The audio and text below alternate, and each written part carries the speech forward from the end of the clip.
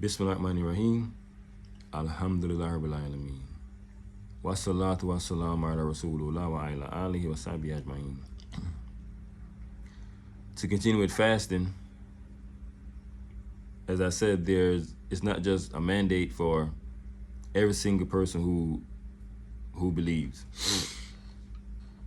because many cannot fast. They're in conditions that they cannot fast. So there is rulings for these things.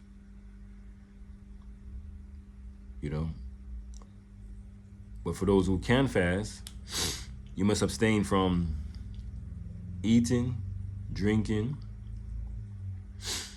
and sexual relations with your wives, with your spouse, your wives or your husbands.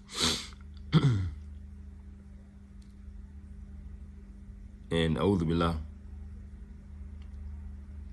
sexual relations, period. What do you in life you have people who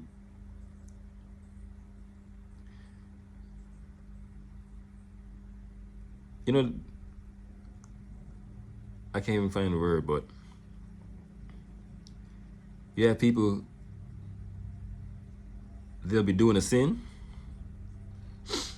and they'll know it's a sin, but if you don't touch on that sin in particular, they'll say, oh, they said to stay away from food and drink and sexual relations with your spouse, but I'm not married, so I could still, technically, I could still,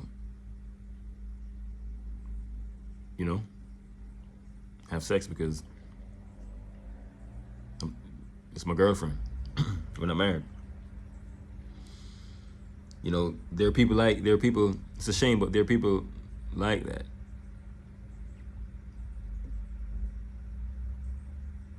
The commandment to stay away from zina, stay away from unlawful sex, is already set in place. We're not supposed to be having sex outside of marriage. If you're not married, you're not supposed to be having sex. That's zina. That's adultery, fornication, XYZ. But you have people who, if you don't spell it out for them, they have a sickness in their brain that, okay, they said to stay away from sexual relations. Of course, this covers the whole general topic of sex. But we have the good intent that our brothers and sisters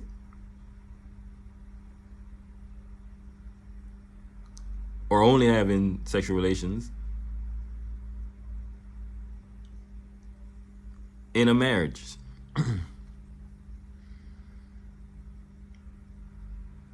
So we're not sitting here like, yes, stay away from sexual relations,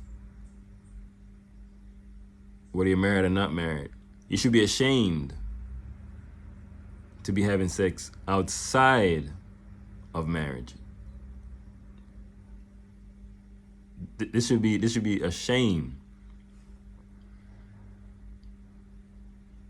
This shouldn't be something that you sit back and try to be technical and saying, well, the Khatib didn't say. He said that stay away from sexual relations if you're married.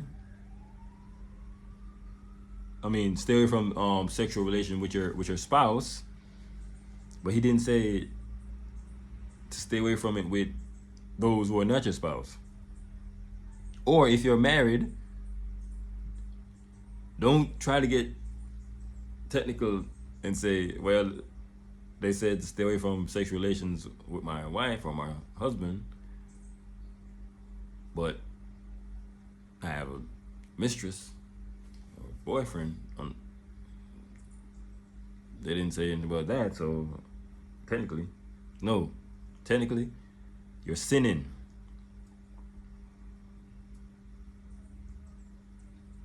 So technically you're sinning.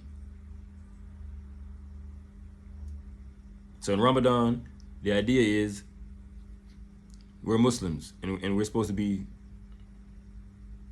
fasting and abstaining from things that we normally do lawfully.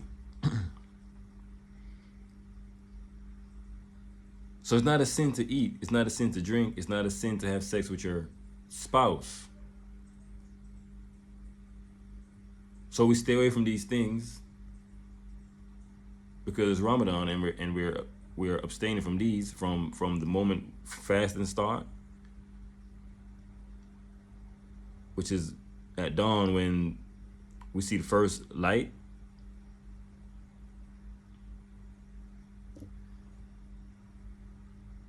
till sunset when the Maghrib prayer comes in. So that first light at dawn before Fajr comes in, we eat and drink up until we see that first light. Not sunrise, but the first ray of light coming in from the heavens, lighting up the sky before the sky starts to gradually get white. Long before the sun start rising. We see the sun on rising until the sun sets. So from during that period of time, we stop our engagements in eating, drinking, and sexual relations with our spouse.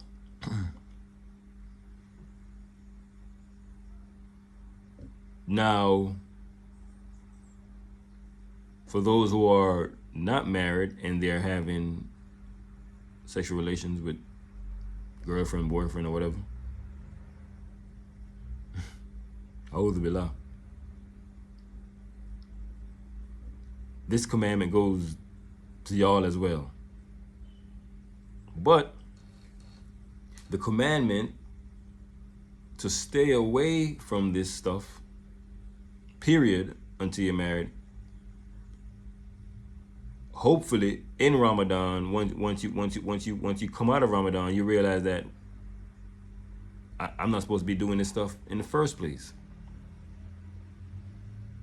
I'm supposed to be, matter of fact, the Prophet ﷺ in the hadith, in the narration, he says that, get married. He encouraged us to get married. But if we cannot get married, the remedy is you fast. You voluntarily fast. So instead of committing zina, we should be, I believe that if you